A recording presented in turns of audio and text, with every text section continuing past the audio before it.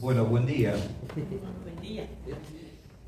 Cuando decían y decíamos el buen día, sin duda no solo estamos diciendo simples palabras, sino que cada uno de nosotros nos estamos comprometiendo con ese buen día. Cada uno de nosotros, desde la fe en el Señor, hacemos algo para que el día sea un buen día. Cuando Dios nos dice buen día, no es un mero saludo, sino que en el buen día el Señor se involucra, en el buen día el Señor se da, en el buen día el Señor extiende todo aquel recurso que vamos a necesitar para el día y para ese camino. Por eso el buen día del creyente, del cristiano, del Hijo de Dios, es un saludo que trasciende lo común, lo ordinario. Es un saludo que realmente tiene peso, tiene autoridad, tiene vida. Por eso agradezco al Señor por esta tan deseada mañana, tan esperada experiencia, la de poder reunirme cuando la pastora de distrito me dice: pastor, ¿está usted con el tiempo para hacer un viaje a La Plata? Dijimos inmediatamente sí, porque qué bueno y qué maravilloso es estar los hermanos juntos. Y todo lo que eso implica, todo lo que eso significa, la palabra juntos, en un medio y en un mundo tan dividido. Por eso reunirme para servir y para ser servido en el Señor a través de cada uno de nosotros, según ese maravilloso don, ese maravilloso ministerio que por la misericordia de Dios Él nos ha dado a cada uno y a cada una. ¿Sí o no, hermano? Qué maravilloso es servirnos en ese amor, servirnos en esa gracia y en esa misericordia que el Señor nos ha dado. Reciba entonces también los saludos de nuestra querida comunidad allá en Solano. Ellos mandan mucho cariño también. Gracias. Pero sin más preámbulo, es tan difícil cuando uno prepara un mensaje, una prédica, encontrar una buena introducción, y creo que la pastora Nilda me ha dado una preciosa introducción a lo que deseo compartir, a lo que uno busca en el Señor compartir, esa palabra, ¿no es cierto?, para la prédica. Y voy a basar el texto, o la prédica, o el pensamiento, en el Evangelio de Juan. Maravilloso documento. Y allí, en el primer capítulo que encierra casi todo el pensamiento, casi toda la orientación, casi todo el propósito y el proyecto que mueve a este hombre para escribirle a una comunidad muy amada, muy amada. Y vamos a leer textos conocidos, ¿no es cierto?, desde el primer capítulo. Si lo encontró, vamos a leer desde el 14 en adelante. Y el Verbo se hizo hombre, se hizo carne y habitó entre nosotros, y hemos contemplado, hemos visto su gloria, la gloria que corresponde al Hijo unigénito del Padre, lleno de gracia y de verdad. Juan dio testimonio de él y a voz en cuello proclamó: este es aquel de quien yo decía, el que viene después de mí es superior a mí, porque existía antes que yo. De su plenitud todos hemos recibido gracia sobre gracia, pues la ley fue dada por medio de Moisés, mientras que la gracia y la verdad nos ha llegado por medio de Jesucristo. A Dios nadie lo ha visto jamás. El Hijo unigénito, que es Dios y que vive en unión íntima con el Padre, nos lo ha dado a conocer. Amén. Hasta allí nomás la lectura de estos textos que nos introducen y que introduce Juan a los efectos de compartir con una comunidad, repito, que verdaderamente él amaba. Yo he anotado algunas cosas, porque ya a mi edad ya me olvido, y no me gusta perderme con algunos pensamientos. Por eso he anotado algunas cosas, así que déjeme compartir lo que siento con todo mi corazón compartir con ustedes, hermanos. ¿Estamos dispuestos? Amén. Decir en principio cuán necesarias y vitales son las palabras. Hablábamos de diálogo con contenido, diálogo que realmente bendice, sana, libera, levanta, restaura. Por eso, cuán necesaria, y en medio de este contexto en donde ante las elecciones abundan las palabras, cuán necesaria entonces, repito, son las palabras que traen y nos dan buenas noticias. ¿Sí o no, hermano? Cuán necesarias, cuán vitales se hacen las palabras que traen y nos dan buenas noticias. Ese fue el propósito que movió a Juan para escribirle a esa comunidad. Eso fue lo que movió a Juan para hacerlo. Una comunidad, repito, que necesitaba promover su fe, que necesitaba profundizar su fe y que la necesitaba fortalecer. A quien les escribe en otro pasaje, no lo busque, si lo quiere anotar en Juan 31, no lo busque. A ellos mismos les decía: estas cosas fueron escritas para que creyeseis que Jesús es el Cristo, el Hijo del Dios viviente, y para que creyendo tuvieseis vida y vida eterna. La gracia y el poder liberador de esta buena noticia, de esta palabra llena, es que ante todo poder de muerte que pretende obstaculizar, atrasar el avance del creyente, el avance del cristiano, era y es y será esa poderosa respuesta de vida. Repito, ante contextos donde escasean las respuestas. Y no todas las respuestas son respuestas de vida. Y que el poder de esa muerte no logre nunca hacer que la iglesia se estanque o retroceda. Porque para eso vino el Señor, para que creyendo tengáis vida, esa vida que vence ese poder que atrasa. Amén, hermanos. Es la vida que vence esas herramientas que pretende el odio establecer.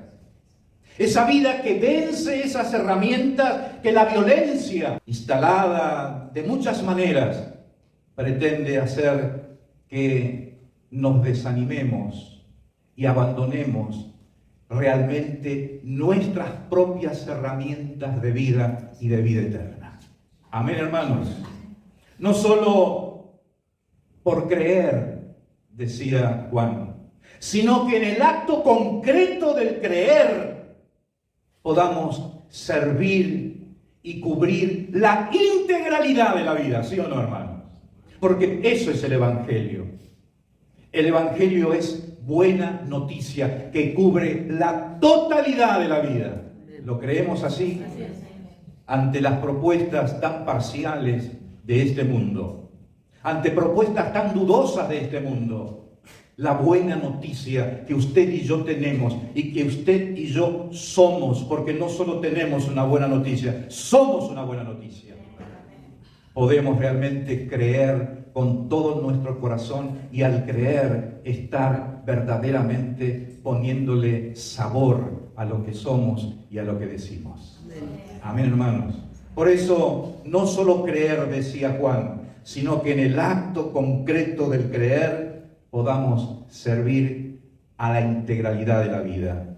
Porque en estos contextos que nos tocan enfrentar, que nos tocan ver, donde la indiferencia, que se siente ante el dolor y que se ve ante el dolor del que sufre, de los que sufren y de los que van a sufrir.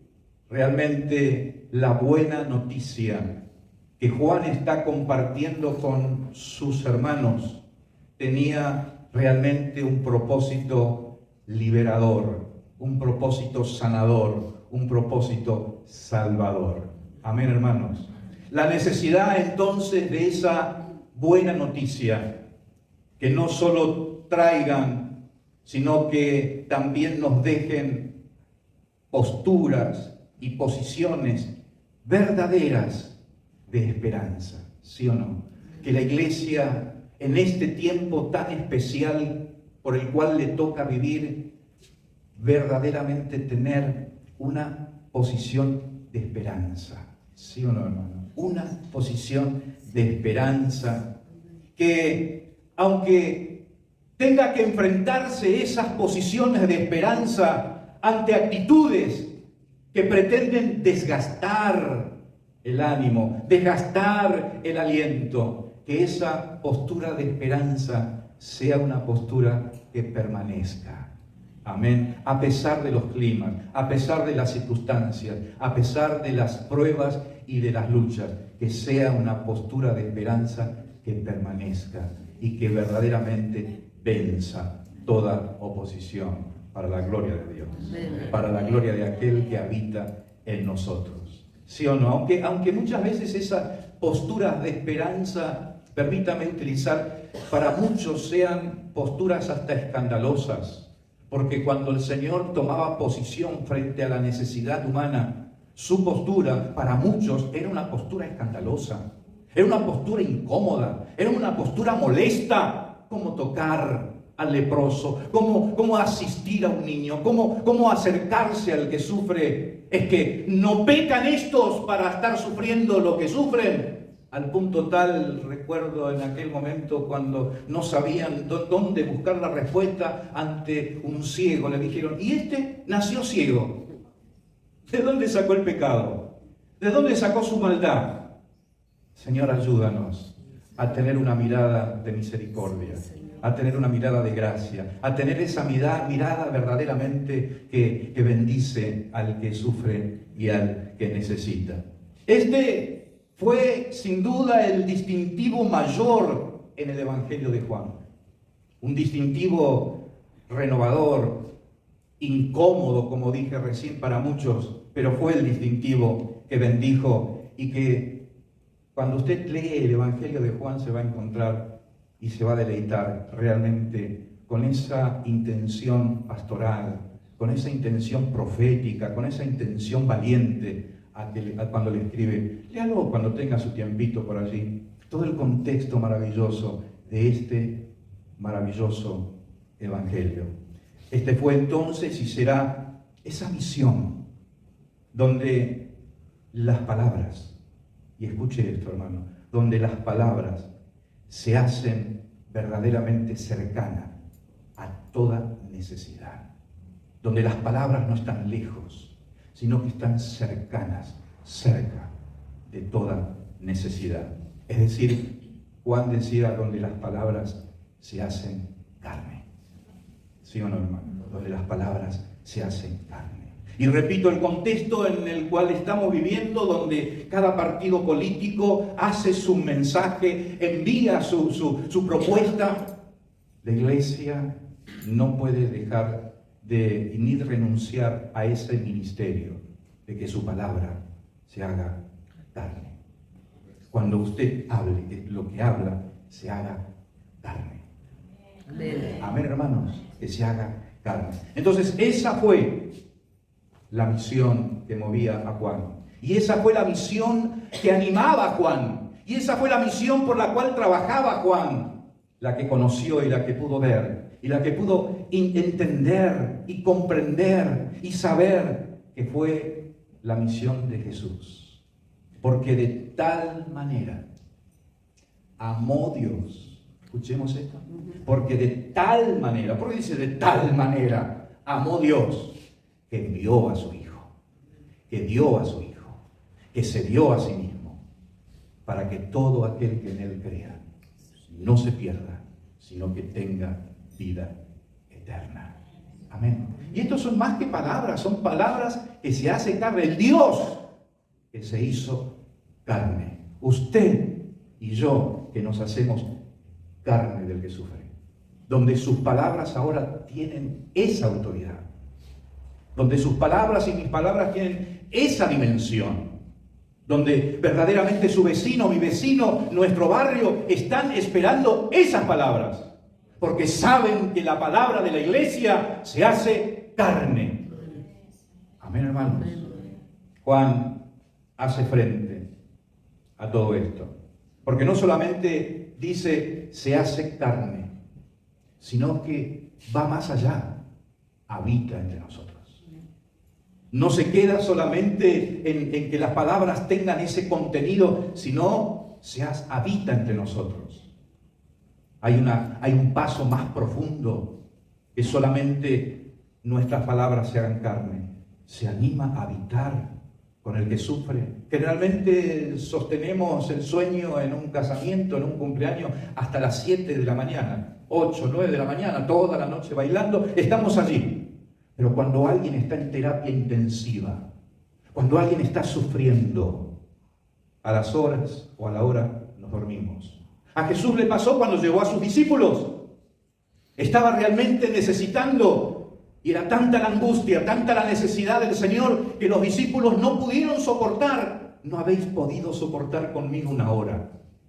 Ayúdanos, Señor, a entender esta dimensión de lo que implica y de lo que significa que la palabra se haga carne, y no solamente que se haga carne, sino que se anime a habitar con nosotros. A habitar con el que necesita, a habitar en el barrio, a habitar con el que no tiene trabajo. Porque escuchar a una persona que nos cuente hermosos testimonios, mirá, me aumentaron el sueldo de 500.000 pesos, ahora me lo llevaron a 1.000.000. No existe eso. A 1.000.000 todavía no. Bueno, que encontrarse con alguien y que nos diga, mirá, perdí mi trabajo, tengo 7 hijos. Y que alguien encima, en vez de hacerse carne, dice, ¿para qué tuviste tantos? Señor, ayúdanos, perdónanos. Ayúdanos a hacernos carne y también a habitar con el que necesita. A pasar horas o pasar tiempo con el que sufre. Porque claro, con el victorioso desearíamos estar todos, pero con el derrotado, con el enfermo, a veces no queremos pasar un minuto. Señor, a esa iglesia le escribía Juan con tanto amor. Porque ya vamos a ver, o va a haber en algún momento, porque la iglesia a la que le escribía, la comunidad a la que le escribía Juan estaba sufriendo esos ataques. Porque todas esas cuestiones tenían que ver con la intencionalidad de hacer caminar por otro camino la iglesia. Por eso Juan hace frente con toda autoridad moral y ética y espiritual la buena noticia del Evangelio. Es decir, justo allí donde realmente pretendían las autoridades desviar y hacer atrasar a la iglesia, de confundirla, de desanimarla, y fíjese, con prácticas totalmente vacías que alejaban a la comunidad de las reales necesidades de la gente. Ayúdanos, Señor, a hacer esa iglesia, a no estar alejados de la necesidad real de la gente. Amén, hermanos. Con gracia, con amor, con justicia y misericordia, que realmente habita, que realmente se compromete, que realmente se hace carne. Es decir, con el poder de identificarnos con lo de afuera. El poder de identificarnos con el afuera, con presencias verdaderamente liberadoras. Dice que hasta la sombra de Pedro sanaba a los enfermos. Pero a veces hemos espiritualizado tanto esa imagen, ¿no es cierto?, que hasta miramos si tenemos sombra. Pero estaba hablando de mucho más concreta la cosa. Estaba hablando de cómo la sombra de aquel hombre que estaba comprometido, que se comprometía con la necesidad de la afuera, verdaderamente era sanadora. Que tu presencia, vaya donde vaya, sea sanadora. Amén. Que la presencia de la iglesia aquí en La Plata, que la presencia de todas nuestras comunidades en Buenos Aires en este momento realmente sean sanadoras, liberadoras, salvadoras para la gloria de Dios. ¿Le quiere dar ese aplauso al Señor?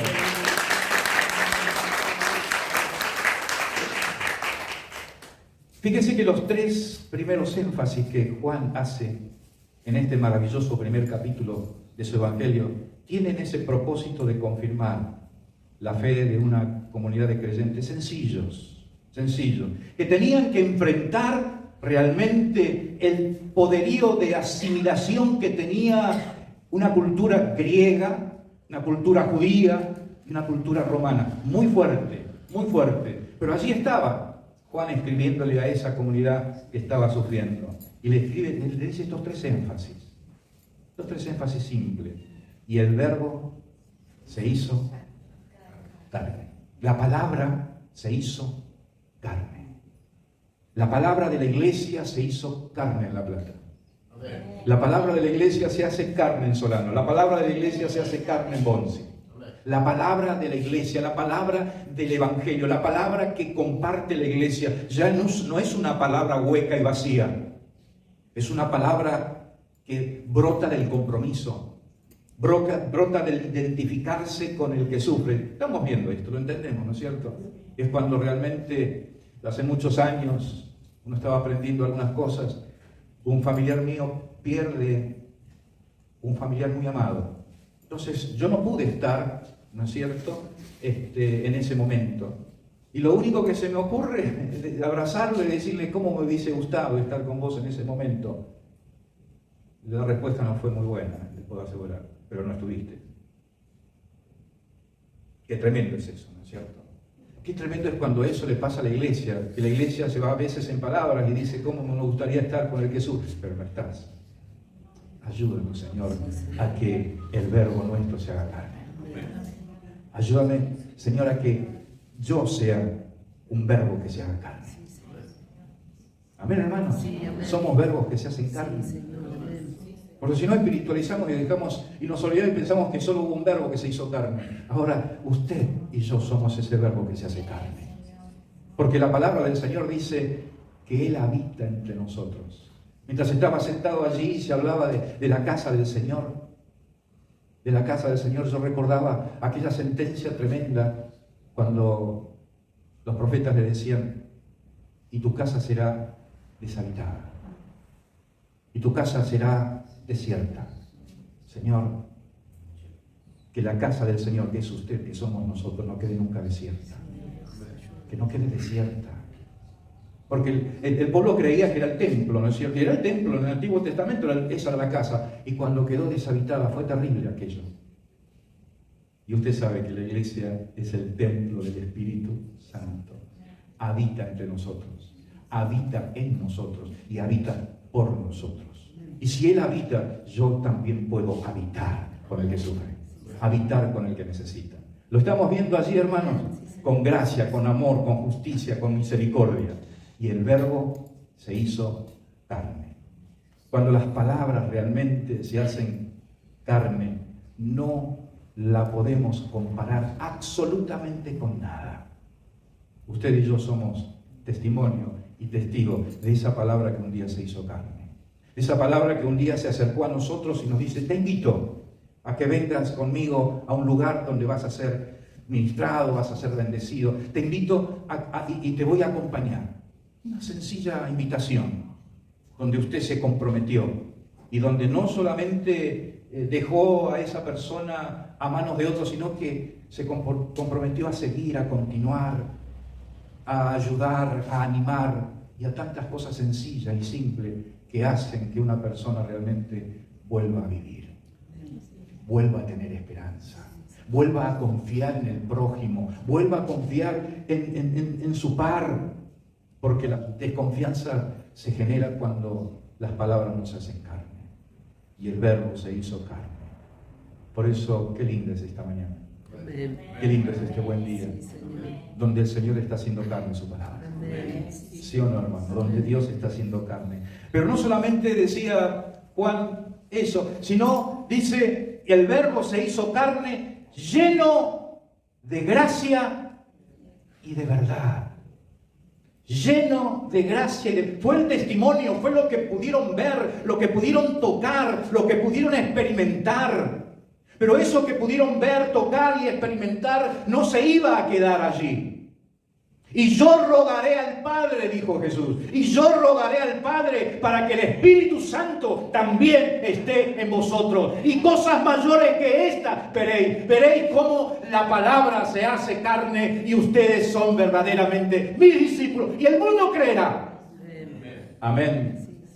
Lleno de gracia y de verdad. Nada puede sustituir la compañía desinteresada de otro ser humano en los distintos tramos de la vida, en los distintos tramos del camino, ¿no es cierto? Donde a veces nos toca ver gente descartada, porque a usted le habrá tocado muchas veces ver gente descartada, ver gente de descarte. ¿Qué hacemos como iglesia?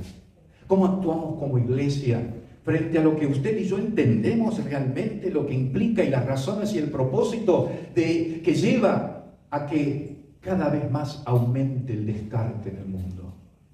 Señor, ayúdanos a que realmente el mundo pueda ver en la iglesia una iglesia llena de gracia y de verdad. Llena de gracia y de verdad. Y el tercer énfasis dice, y habitó entre nosotros.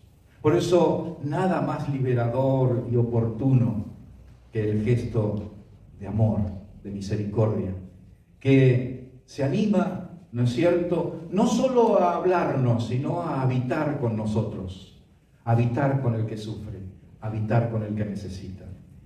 Por eso, mi querido hermano y hermana, en esta mañana, el propósito mayor que tenemos aquí de reunirnos, los días de culto, los días de reunión, ¿no es cierto?, los primeros días, o la vez que usted le permita el tiempo reunirse, que realmente disfrutemos ese momento de encuentro donde nos podemos ministrar, ayudar, encarnarnos en la necesidad, acompañarnos, guiarnos, enseñarnos. ¿Sí o no, hermano? Porque realmente el Señor está en cada uno de nosotros. Y si el Señor está en cada uno de nosotros, hay vida que vence el desaliento, vida que vence ese propósito desalentador de este tiempo y del mundo. Por eso ese es el propósito mayor que tenemos al reunirnos como iglesia, el adorar en todo el sentido de la palabra, bendecir y alabar la fe, esa fe que tiene el poder y la gracia de hacerse carne, Qué lindo es escuchar un testimonio. Y el testimonio es eso, es simple, cuando uno cuenta lo que el Señor está haciendo en este tiempo. Porque cuando uno cuenta y comparte lo que el Señor está haciendo en este tiempo, está produciendo un contraste tremendo en lo que las tinieblas pretenden hacer. Entonces, entre lo que hace el mundo espiritual de la vida y lo que está haciendo las tinieblas, tiene que producirse eso que la palabra del Señor nos dice: mayor es el que está en vosotros que el que está en el mundo. Amén, hermano. Mayor es el que está en la iglesia, mayor es la palabra de la iglesia, mayor es la palabra del cristiano. ¿Por qué? Porque la palabra del cristiano tiene vida, se hace carne y se anima a habitar en este tiempo. No pide un boleto para irse del país. Se anima a habitar en la necesidad. Se anima a habitar con el que sufre. Por eso, en medio de un mundo de dolor, no existe otro mayor y maravilloso propósito. No tendría sentido. La iglesia perdería su sentido de ser, realmente. Amén. El saber y poder verlo y tocar, qué maravilloso. La gente quería tocar a Jesús. La gente quería tocarlo a Jesús. Y cuando usted piensa en esa imagen maravillosa, uno piensa en la iglesia. Qué lindo es que la gente necesite tocar la iglesia, tocar la comunidad, tocar una comunidad que se hace carne, tocar una comunidad que se identifica, que no se siente ángel, que no se siente alejada, sino tocar a la comunidad que tiene vida para tener vida. Querían con solo tocar el borde de las vestiduras de la iglesia ser sana. Porque tenemos una iglesia viva, tenemos una iglesia en el Señor, una iglesia que no retrocede, una iglesia que no abandona, sino que pide al Señor que crezca en su compromiso con la verdad, que crezca en su compromiso con la justicia, que crezca en su compromiso con la misericordia, que crezca en su compromiso con la gracia. Amén, hermanos.